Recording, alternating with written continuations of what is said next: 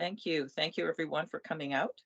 Um, I'm Teresa Kavanaugh, City Councillor for Bay Ward, and it's my pleasure to show you this presentation tonight. Well, not me, but the team here at the City of Ottawa. I get to be the host, but it's very exciting.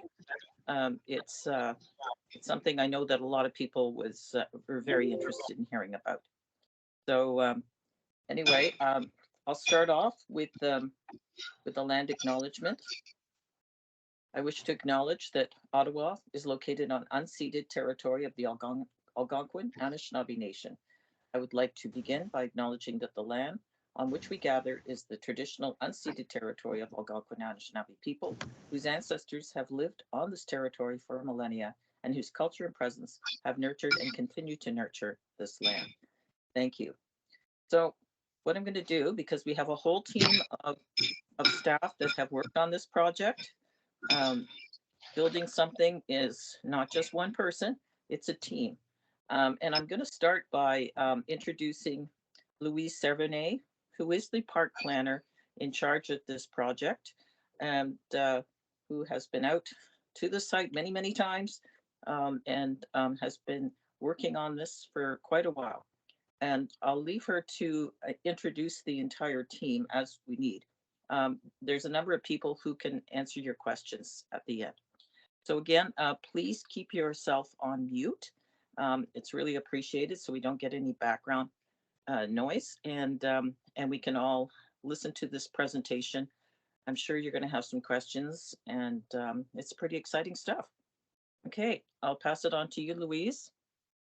Thank you very much, Councillor. Thank you very much for attending this. I know it is a nice night. It's quite snowy and we do appreciate you coming. I'll start off by just going through a quick review of the agenda. So again, welcome. A few housekeeping points before we start. If you could keep your questions to the end, there's a lot of information to cover. And we'll have the presenters, both the project architect and project landscape architect, presenting the sections of the design that they've worked on, as well as their team. And I will then give you an introduction to the project and the purpose, provide you with a present the format of the meeting this evening by providing the project objectives, the scope of work, the process. Then we'll present the concept plans and have our question and answer session and the wrap up at the end. So we'll start off by introducing the project team. If you could just put your hand up. If you've got your camera on, please turn your cameras on and put your hand up as I introduce you. I'm Louise Cherveny. I work in the Parks and Facilities Planning Department as a planner and project manager. Out of design and construction, infrastructure services, architecture, we have Kevin Volker. Design and construction, infrastructure services, Heather Peltz, project manager, landscape architecture. Forestry services, Adam Palmer, who is our city forester, and he can't join us this evening. Environmental remediation and corporate inventory group, David Kerr. He's our remediation specialist. And then our consulting team from Pye Richards to Prano Young. Our prime consultant for architecture is Gord Craig, project architect, and Oren Armstrong, architect. Our engineering consultant is JP2G, and the lead consultant and principal is David Nguyen. James B. Lennox, landscape architects. Jim Lennox is the principal landscape architect on the project, and Wayne Flapper is the landscape architect.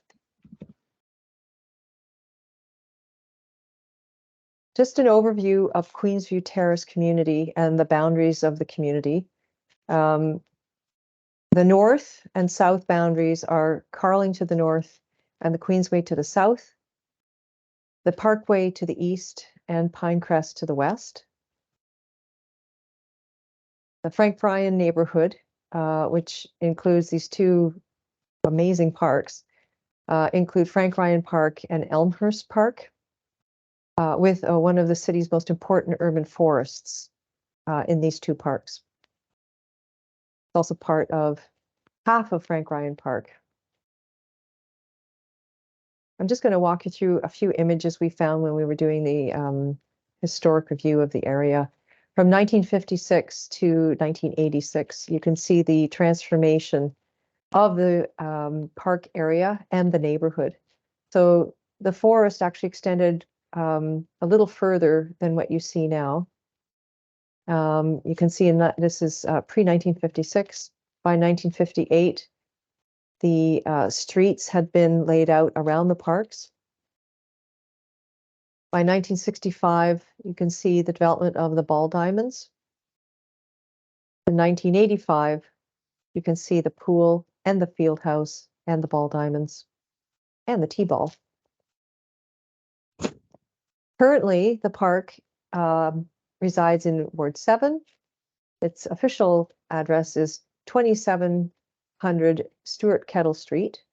That was recently changed by the Streets and Roads Department. The size of the park is 2.5 hectares, a 6.3 acre park. It's quite a large park.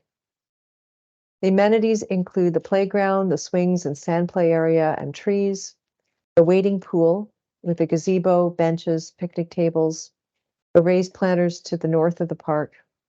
And the recreation facilities of active sports include 2 baseball diamonds and a T-ball pitch, the basketball court, the full boarded seasonal rink, and lighting with a puddle rink. And then there's the community building, or what is known as a field house, with the main pathway coming from Stuart Kettle into the park. I gleaned some images from the community association website, as well as websites online, and this one really does sum up how beautiful the urban forest is in the summertime. These are just photos, generic photos of some of the activities in the park. The tennis courts sit in the far east corner of the park beyond the urban forest. So they're not part of the park proper, but they sit away from the park. And baseball, there's a lot of open space. The outfields are used for impromptu games and lots of trees to sit under. The wading pool in the summer is just a wonderful aspect of this park, really unique. And then diving into a bit of the prehistory of, or the post-settlement history. This was a farm, and it was called the Arkell Farm and Woodlot. And up until about the 1950s, it was still used for farming, but more and more homes were being sold off as sections of the acres of land. And then in the 1950s, Campo purchased a huge swath of land, both on the north and south side of the Queensway, to develop a new neighborhood of modern homes. And most of those homes were built along Clarinda, running east and west to the Queensway, and then another development south of the Queensway.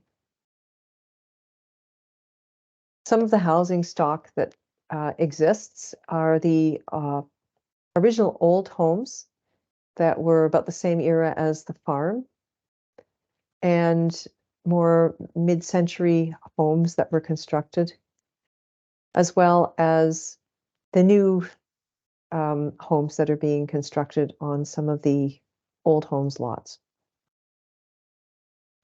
So the objectives of this project are to primarily replace the aging field house that's far exceeded its life expectancy. It is both undersized for the current needs and future needs, and doesn't meet building codes or accessibility standards. It will be updated to be a larger community building rather than a field house. So the footprint will be approximately twice the size of the existing field house. Where possible, we will be working within the constraints of the existing park features and amenities. We are going to retain the pool and the gazebo, the ball diamonds, the t-ball pitch, the basketball court, and the seasonal rinks, the trees, the main pathway, and the gateway feature.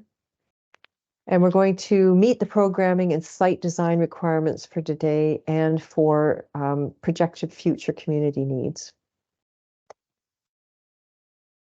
The scope of work includes the building design that will improve the site and all the advantages that this park currently has, resolve the site constraints, and meet the current program and future programming needs. We'll relocate or replace park amenities impacted by the new larger building footprint. In addition, we'll add accessible pathways and circulation routes for emergency and service vehicles. We'll increase the playground area and in replacing the life cycle of the junior play structure to meet current CSA standards and accessibility standards. The additional landscaping will be impacted by the new building. The landscaping will be impacted by the new building, so some of that will be reconfigured and improved upon, and new spaces and circulation routes around the building and the current play area and swimming pool. And what's also included is the feedback and input from the community, this internal city staff and external stakeholders.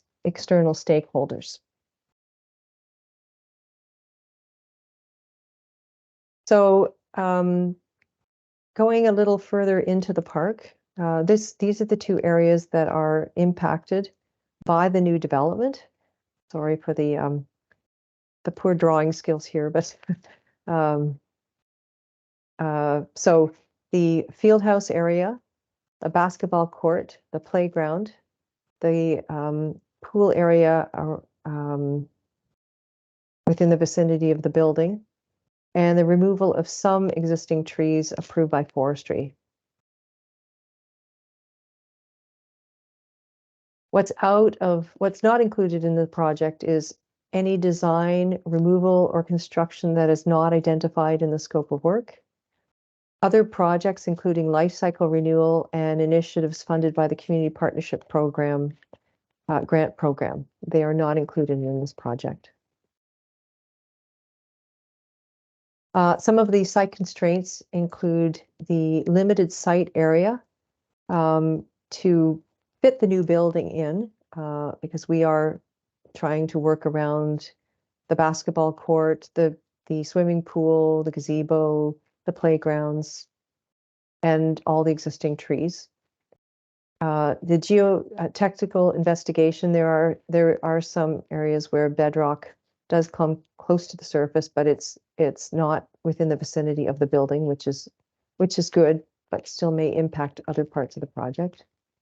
The emergency vehicle accessibility route is very challenging. Fire trucks can't get through the gate. There isn't a fire hydrant close enough to the building, so a new fire hydrant will be added to the park as well. The impacts to the new building will impact some of the existing trees, and the priority is to protect and preserve as many trees as possible, and the urban forest.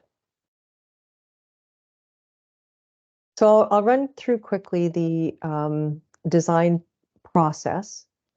When we started the project, the project charter was written, approved by different departments at the city, and we put together a request for proposals, and it was sent out with a huge response from about 11 different consulting teams. Pye Richards Temprano Young were awarded the contract and their project team. And so they got on board in midsummer, and we together started to have a good look at the park, review the site details, the impacts of the existing and potential building footprint, did extensive site analysis on the existing conditions, including geotechnical and borehole testing. And some of you may recall that there were boreholes and geotechnical exercises being done in the summertime, and that gave us the information we need about the soil conditions. Once that information was gathered, there was extensive tree and servicing inventories, existing infrastructure. The planning team then started to develop high-level preliminary concept plans for the building location and working within the constraints, both of the scope of work, the programming requirements, and the existing park amenities. We're at the second stage now of the park design process, which is our community consultation, which we are here tonight to present to you, and followed by the questions and answers session. After the presentation, it will take about 2 weeks to have the presentation completely translated and made accessible online. And then it will be posted online as a completely accessibly formatted document. And then the 2-week engagement period for comments will open and will be completed, will close about middle of February. After that, there will be review of the comments and the recommendations from stakeholders and the community, and then further development of the plans and considerations of the community feedback. Following that, a deeper dive into design development of the building and the site plan will happen, including refinements to the building design, developing the character, the materials and finishes, the site plan refinements of the overall landscape plan and the playground, and other site requirements. After we've reviewed this and done numerous iterations and circulated through the city stakeholders, we'll prepare the final presentation of the building and the park design, including the architecture, landscape architecture, and engineering requirements, and prepare the final presentation for the second community consultation. That will be followed by a comments period as well. And when the comments period closes, there'll be final design development to tender-ready drawings. And then at that point, once the funding is in place, the project will be tendered. Here's a high-level schedule. So we've gone through the site building and concept design phase up to now. And we're at the community consultation, which would close about mid-February. The design development will take us into May. That is, if there aren't any holdups. The second consultation, the final consultation, is to be determined, the date of that.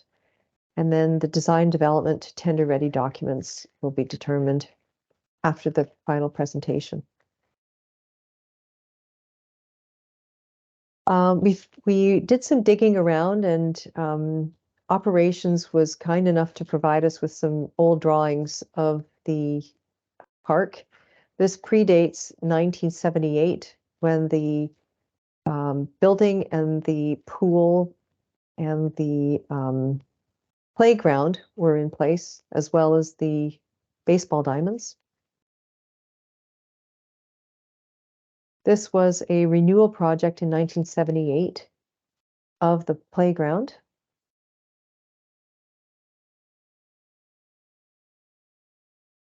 This was another renewal in 1996. And this is currently what you see at the park.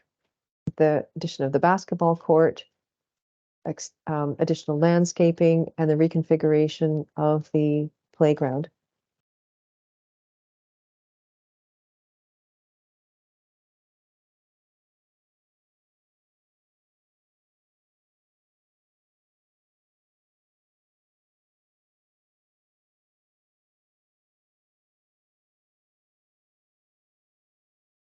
I'm now going to ask Jim Lennox to present the conceptual design phase of the site planning exercise for the park. Okay, thank you, Louise. Further to Louise's presentation, the following plans indicate the evolution of our proposed plan.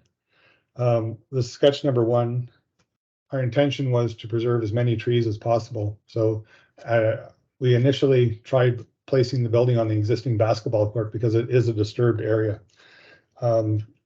This resulted in the building being within the existing outfield of the ball diamond, which wasn't desired. The pathway area also between the playground area and the building appears to be really constrained, considering we have a very large park. And it's more congested than it really has to be. In order to access the rink from the park building, it would necessitate removing there's a berm as well as 3 Ohio buckeye trees, and it makes it very difficult to get to the rink from the proposed building location. Of note, this existing emergency access this drawing does accommodate emergency access. Sketch number 2. Sketch number 2. Concept number 2 tried to solve some of the problems we identified in concept number 1. We relocated the community building further north where there's more space to try and reduce the congestion around the playground area. This would allow the rink and basketball court to remain in their existing locations and expand the playground area. Moving the basketball court to the shaded area that's presently used for the neighborhood garden is where it is proposed.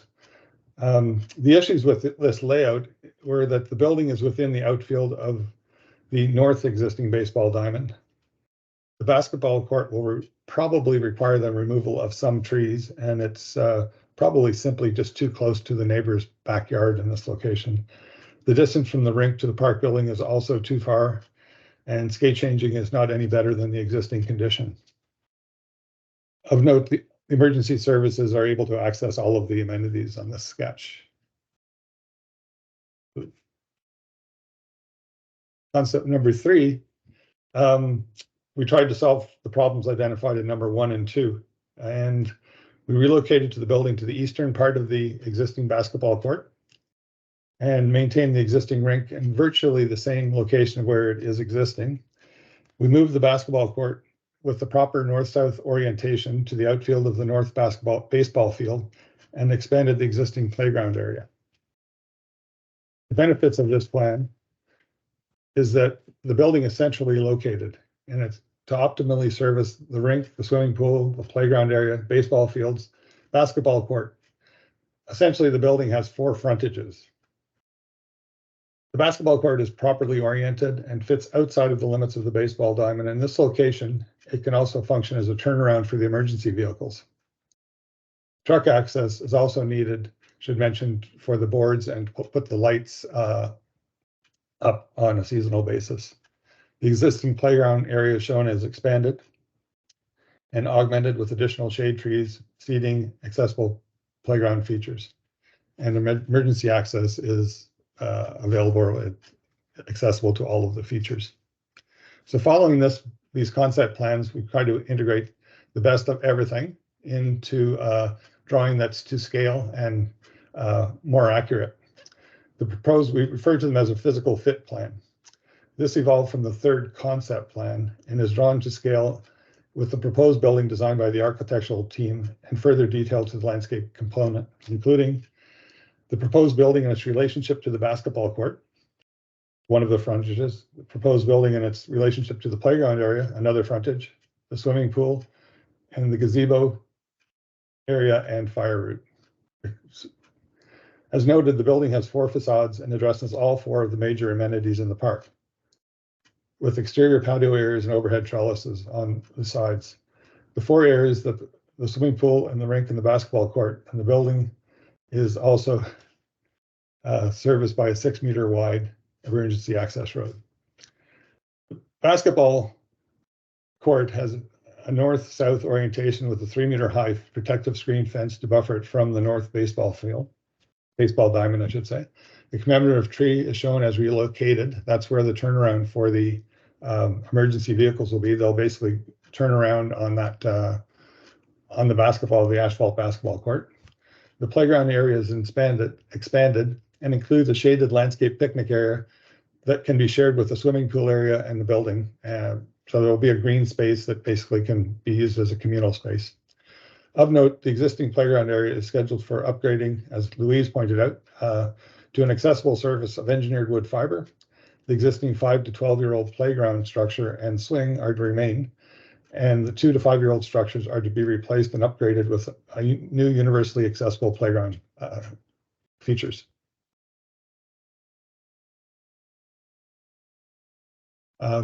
So all of the existing trees, basically, that all of the good existing trees are going to be maintained. The only trees that we're proposing for removal are ones that have already been designated by forestry. As you can see them, they have a red X on them actually for removal. And then there are the invasive trees, Manitoba maples, that are adjacent to the existing community building, community building. Thank you. Thank you, Jim. Now I'll ask Gord if he can provide a presentation on the building.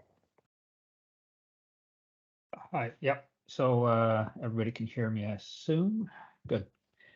This is a view of the existing building with the pool to the bottom and the existing basketball court to the left and the playground to the top, and it will be removed as part of the project.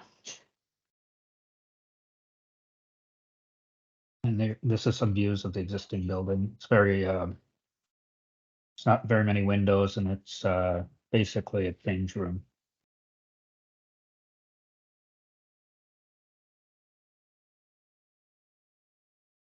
So this just gives you an idea of the existing size and condition. So it's about 2,000 square feet, and it has change room, meeting room, washrooms, and then storage for chemicals, snow blowers, hoses, and shovels. The new community building programming, which was developed, has some needs and wishes. So pursuing a high level energy efficiency and sustainability is one of the key factors. Be fully accessible to current Ontario Building Code and Ottawa accessibility requirement. We'll have 2 multi-purpose meeting rooms, including storage for chairs and tables and other programming needs. 3 washrooms, gender washrooms, and a universal washroom. A basic kitchen to serve the meeting rooms and the exterior of the building. A new cloakroom, mudroom for when people enter the building, and if they're staying, they can store their coats and other gear. Outdoor access change room for the rinks. Change room storage and washroom within the change room, the rink change room, so that there's some storage for that, and the washroom would be accessible from the exterior without having to go into the building in the winter, and in case it's closed. There will be some rink storage for shovels. There will be a snowblower storage room. There's also storage room for the staff of the pool, including the maintenance room for the chemicals and other items they need to maintain the pool during the summer. There will be building maintenance and operating spaces. There's a need for a bright building with natural light, bird-safe glazing, and as much passive solar ability we can get in, including increased insulation and trying to come up with as many high energy efficiency and sustainable methods as we can for the building. As mentioned by Jim, there's sort of 4 sides to the building. So views to the playground, the pool, and other park amenities was a tool that we wanted to provide so that the building really becomes a hub and a focal point, but also the park becomes part of the viewing of the building. And then all the pathways will be accessible around the building and directly into the building, and it'll be connected to the park and the street. So those are sort of the main programming needs for the building. The spaces as developed for the program are similar to the Woodruff Community Center, although this building is slightly larger and each of the rooms are a little bit larger. So Woodruff, for instance, was 350 square meters approximately, and this is close to 400. So it's about 25% larger, and that's mainly in some larger multi-purpose rooms and a bit more storage. And all the sizes are listed there. So at the same time that we're looking at the location of the building and how to locate the building within the park, we are also working on sort of building shapes and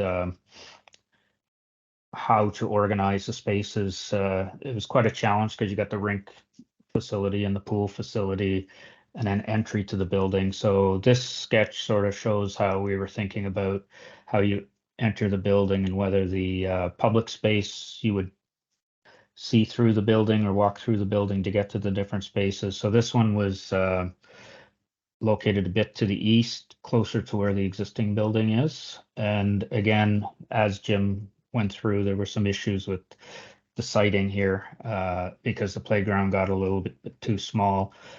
This one shows the rink in the outfield again. So all those issues. So this was an early scheme that we worked on.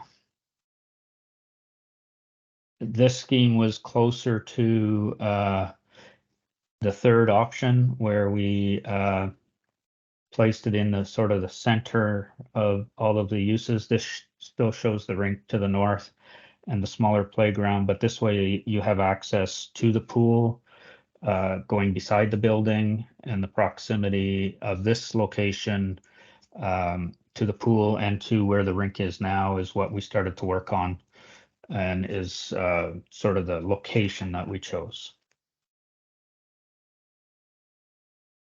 And then this is as based on Jim's sketch 3, where we now have the basketball court to the north and the playground is a little larger with the picnic area, and the pool to the south with the rink sort of staying in the same location. And then we started playing with the massing, whether you know, the larger spaces would be to the north and more service to the south. So we started to develop how the building would work in this location, as well as where the spaces would be. And then the one on the right is a bit closer to we thought, but again, the black represents access to the rink for service vehicles, and also there is some service vehicles that have to get closer to the pool. So we're trying to work in the entryway and the building, and while maintaining access to the features that need it, as well as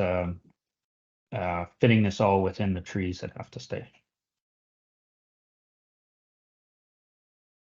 So this is close to sort of the final schematic design that we came up with. It shows the building located roughly on the east end of the existing basketball court, and has all the features and proximity. So you can see that To the northeast is the playgrounds, to the southeast is the pool, the rink in the winters to the west, the basketball's to the north, and the ball diamonds are sort of on the western side of the building. So it is in the center of all the activity in the park. This is a closer view of our schematic design, and it shows the internal layout. And what's of note here is the blue spaces are the entry and the main public concourse of the building, and the red are the two community multi-purpose rooms. So they are purposely placed diagonally to take advantage of the views to all of the sort of uses in the park. So the one on the top, has a good view of the playgrounds and the basketball court, and the one on the south has some views of the pool and the rink and the baseball diamonds. So that was sort of our governing goal here, was to try to not only be the center of the park, but also to have views of as many parts of the park as we could from the public spaces. So again, this is the view of the schematic design of the park. So we sort of have the public space running through the center with the two multi-purpose rooms diagonally, again, to catch those views. They're going to have very bright spaces. And then the rink change room is on the northwest of the building. So it's proximity to the rink. The kitchen's on the south, where it can service the large multi-purpose room, as well as exterior in the summer and winter for serving events outside. And then the other spaces are the support spaces, like the mechanical, electrical, garbage, and washrooms. Great. Thank you very much, Gord and Jim. We'll now open the floor to question and answer session. Great. Thanks, Louise. Thanks, everyone. Lots of information there, and you can see how much work has to go into it. You don't just plop that building down. You've got to figure out all the dynamics of what exists right now and make it work. So anyway, I'm just going to read out the questions that are already in the chat and just get started. Okay. If it's okay, I prefer to read questions. If comments, we can look at, but just so that we can answer the questions. How is this is about Plan 3, but how is this going to work with a possible adult exercise in the park? Understanding the scope of this work, will it be at cross purposes if this is not considered? What planning can be included in this? And very much look forward to the playground and park overall. So this is something that is being applied for through a grant program for the city, adult exercise, outdoor exercise equipment. Right. I'll answer that question, Councillor. That is a separate amenity that's being funded through the Community Partnership Grant Program. And we're focused on the building at this point and the redevelopment of the park to accommodate the building footprint. We have considered that we know that there is an application that's going to be made for this fitness equipment, and that the community is hoping to place it somewhere within the vicinity of the building and the current playground. There just isn't room. As you saw with the development of the site plan and the building footprint, the extent that the consulting team worked to get to this point. And that'll have to be another conversation for discussion beyond this project. Thank you. Just a comment from Susan about retaining mature trees as much as possible and providing shade. I think that message came across, that you're doing your best to keep the mature trees. And I don't know if there's any further questions in that. Appreciation for the washroom accessibility for outside. There's a question about the dimensions of the room for storage of shovels, snow blowers. But that's all in the information that we'll see in this presentation, correct? If Yes, you it got- was, Counselor. Yeah. Yeah. So Sure. there it is. But we will share this information. I don't expect you to take notes and write it down quickly. Well, it'll all be available, so don't worry about it. Okay. Thanks, Susan. There's appreciation for the centering of the building to services. Yeah, more trees are welcome. Is the puddle rink currently on basketball court being retained? And that's for people who don't play hockey and just to skate. So is the puddle rink area being retained? Yes, Yeah, it yes, is. it is. Oh, sorry, Jim. That's okay. Go ahead. Okay. A question about the continuation of the community gardens. Does this plan see that?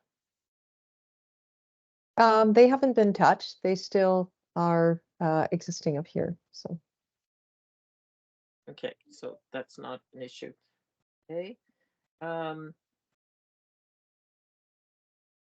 a splash pad be provided? not with the pool. Yeah. That's like a $500,000 ticket item. And the community is really fortunate to have a wading pool. They're one of the first introductions to swimming that children have, to allow them to feel comfortable in the water. So yeah, it's a really great amenity to have. Yeah. As much as it would be, it's always nice to have extra things, but when you already have a wading pool, and believe me, there'll never be more wading pools. That's something the city's already said, and that's because they have to be staffed, so they're more expensive. We're trying to focus on across the city, if we can, and you heard the price tag, put in splash pads where there's absolutely nothing else, like nothing. So no wading pool. So I can't justify it, unfortunately. So as much as it's a nice to have, we are fortunate to have a wading pool. In terms of a porta potty on site at all times, we can talk about that, but it's an added expense when we're going to be building a new building with bathrooms. So in terms of you're probably concerned about, when the building is open to access bathrooms. Well, that's something we can talk about. But I've just gotten some porta potties for Britannia and Andrew Hayden Park, which are regional parks. That's all they gave me is 2. So, and we begged for them in our budget. Do we want to have more across the city? And we want bathrooms available at all times, and we'll do our best to do that. But this isn't part of the plan. That's another conversation. Okay. Okay, the puddle needs to be bigger. This is in terms of the rink. All right. So Simon has some concerns about the puddle. It may need to be bigger. It's the location, if it's level, to expand the berms prohibited today. It'd be good to get the grading redone as part of this project. Because right now there's a big dip in the rink at the moment. Okay, well, that's a good point to raise. I don't know if there's any comments on that. David, would you know if this was part of the drainage system that runs through this park to take the water between the fields towards the forest, or are you aware of that? Yeah, no, sorry, Louise. I wouldn't know that. Okay, we'll have a look. Okay. Thank you Thank you for for raising it. raising it. Hope everyone's got their, put themselves on mute so there's no echoing. Thank you. And there's a question about the baseball equipment, which takes up a good chunk of the field house right now. That will not be possible. This is not designed for storage beyond the storage directly involved, like chairs, you know, things like that. That's the kind of storage space that'll be in the building. It will not have overall storage space for groups. I spoke with the president of the Ottawa West Little League, and it's very disappointing for them, but it's just not possible. The cost of storage space is prohibitive. To design a building like this and include storage space would make it the price exorbitant. It's just not feasible. This is something that has been looked at across the city. It's a concern when storage space is being requested, because it's hard to be fair to everyone. It doesn't just happen here; it happens across the city for other sports as well. So that'll be a conversation that'll take place across the city, just in terms of storage in general. Okay, will the main gate need to be replaced to allow for emergency vehicle access? That's a question from Sarah. Jim, would you like to answer that question? I could, maybe it's Gord. Oh, okay. We are looking at repurposing it, not replacing it. So incorporating it in any sort of widening we have to do with it. So we would try to maintain it. I think it's been there for quite a while. If I may, I've seen fire trucks come on the property, and they just Oh, go. It's not that they can't, it's whether the building department will allow it to be narrower than the required width. So it's a discussion we're going to have, but if we need to widen it, we will retain it and work it into the new plan. Okay, well, just saying, I have Yeah, witnessed no, them. they'll go where they want to go, no doubt. Yep, they make it. Waiting pools are hardly ever open. Okay, well, they are open, Sheila, waiting pools, and it's and they still will be staffed, and we want to hold on to what we have. So it will be continuing, and counselors like myself and other counselors have been fighting to make the hours longer, especially as heat waves come through with climate change. Will there be a connection made to the Southern Pass? It is a key walking and cycling connection. Is a cycling parking plan to come in the next phase of drafts? Could you clarify, is that the Bike racks. Clarinda? Sorry, is that? Yeah, from the, I believe they're talking about the south. Yeah. Right. There's such a steep slope that it, unless we pretty much destroyed the slope and put in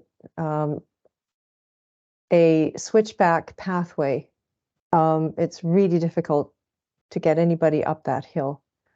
Well, there's a pathway that is connected, because at the end of Clarinda, we just put in a ramp, and there is a pathway that goes up. So yeah, that goes from the end of Clarinda that goes into the park. It's a little bit steep, but it is existing. I rode my bike on it, so yes. We can talk about that. But what about bike parking? We can certainly add some, thank you, that's a good point. We can add some bike racks. Thank you. Can we see the slide that shows rooms and access to them? Are pool change rooms on the other side of the building from pool?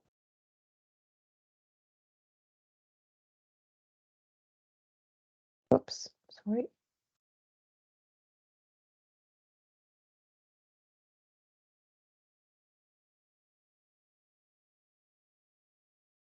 So because this is in the summertime, the change room is here, and it's just around the corner from the pool.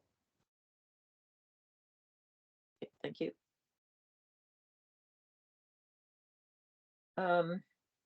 There's comparison with buildings where they're locked and toilets are not available. Totally understand. That's why I fought to get some porta potties at Britannia and Andrew Hayden, which are regional parks. And as I said, I only was able to get 2 for the whole 12 months of the year, rather than just the summers. So that is something that we'll continue to push for. I'm well aware of the Gotta Go campaign, and hopefully we can make it as accessible as possible, and that means open for use. I hear you. Could there be soccer field instead of so many baseball diamonds? There are many baseball fields in this area, and many youth would like to play soccer field.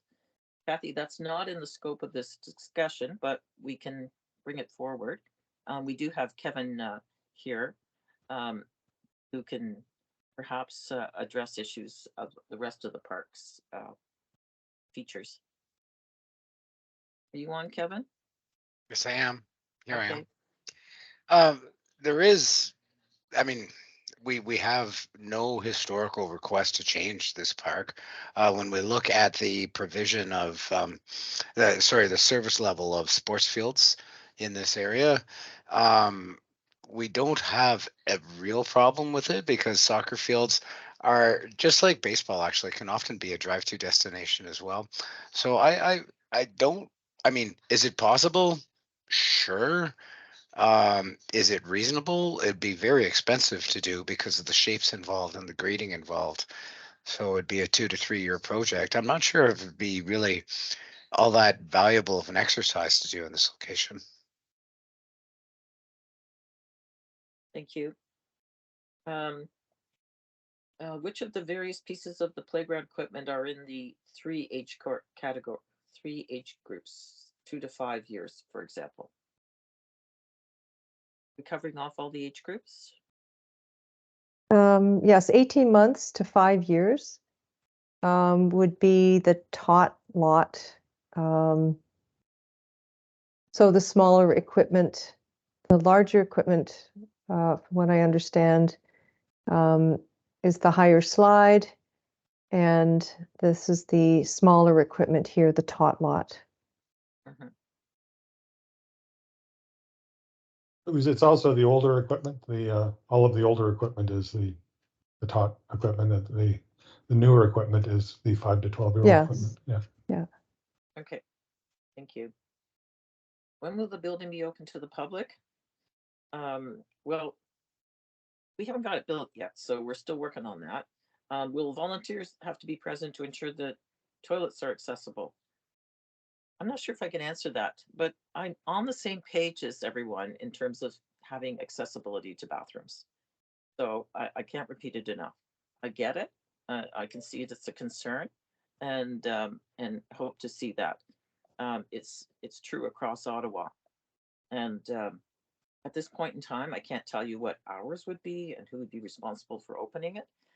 These are things to work out. I want to get it built first, that's for sure. And yes, these are questions that are important as we plan. Okay. Got that.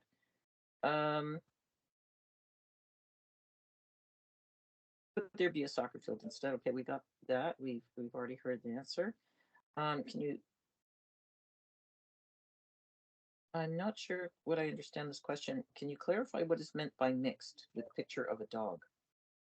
I'm not sure what that is implying. Oh, yeah. So this is taken from our Geo Ottawa website that indicates the amenities in parks, and it also includes the designation of dogs in parks. So dogs are not permitted within 5 meters of a playground.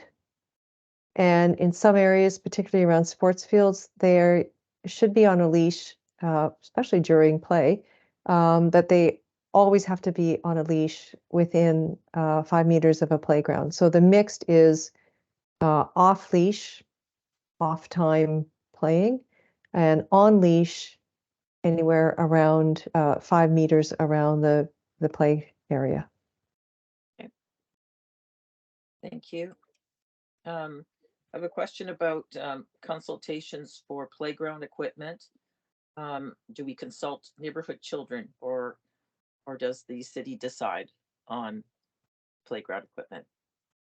We asked the consultant to prepare some concepts for what fits within our budget, what will fit within the space, and something that's interesting and fun and new. And then we propose that as part of the project to the community.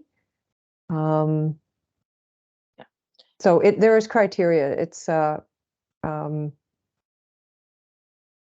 not picking and choosing, but we have the expertise to actually put together the packages that are affordable and components that go together. If I can just say something about playground replacements and well, playground design. There are so many requirements that that have to meet CSA standards, heights, distance from monkey bars, fall surfaces, distance from the end of a slide to the next piece of equipment. So it's actually a complicated design process just to design a simple play structure. There's a lot involved. So, but we will be getting, we will have the consulting team to put together concepts for the community to review.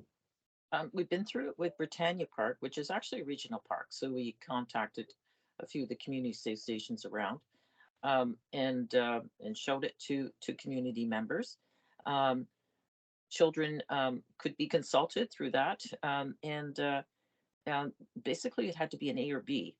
It's very difficult to just have it wide open, I'm afraid, as though I know that there's lots of ideas out there, but as Louise said, we're kind of have to fit into the standards of safety and accessibility, but they do their best to find really neat, interesting things. So that was recently done at Britannia Park, and we would hope to continue that. We want to make it fun. There's no doubt about it. We want the kids to love it. Disappointment on the multi-purpose fields not being there. Could we proceed with the construction of outdoor exercise equipment ahead of the construction of the new field house? These are two separate projects, but now that the plans have been shared with the community and the areas that are going to be impacted by our project, any siting of the adult fitness cannot be within the area that's outlined in our project. So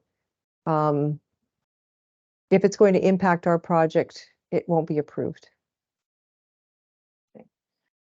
I would think normally you go with the big project first, because you wouldn't want to put any restrictions that would affect the big project. That's kind of the reality of it, Annette. What grading is needed for a soccer pitch when replacing a baseball field? Aren't baseball fields level? They all have a Jim, go for it. I think in this case, we would lose 2 baseball fields because of the orientation that we require for the soccer field is to be north-south. So it's going to impact both baseball fields. And as far as the grading goes, they typically are a 1% grade. Removing those infields, et cetera, are extremely expensive. For instance, they're almost built like roads with granular underneath them and stone dust and so on and so forth. It would be I would say it's probably a $400,000 exercise to remove those 2 fields and put in a soccer field, a full soccer field. Thank you. The neighborhood does have fitness park equipment in the woods. It's all broken up. Yes, I guess there's some remnants of it there. That's true. It used to be throughout the forest. I don't know if you guys were aware of that. I knew about it. So I guess that's what they're asking, if you were aware of it. Yes, actually, I found an old plan that showed the fitness equipment throughout the park, along the pathway.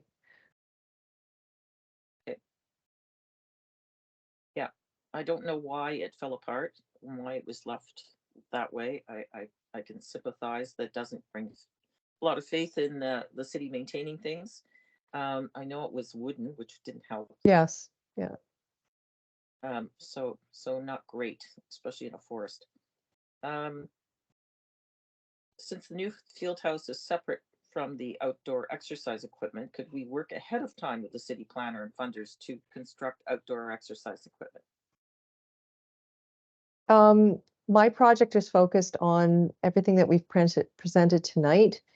I believe there's another planner that is working on the fitness equipment project. And again, anything that you see this evening, anything within the boundaries of this project, the fitness equipment can't be located within those parameters. So they're aware of what's going on with this project and the other planner. Yes, And so they can consult with you and know what part is, off limits. yes. Okay. No, I mean, I think that's what you need to know. This is, you've got things in tandem, but obviously this is a very big, very important project.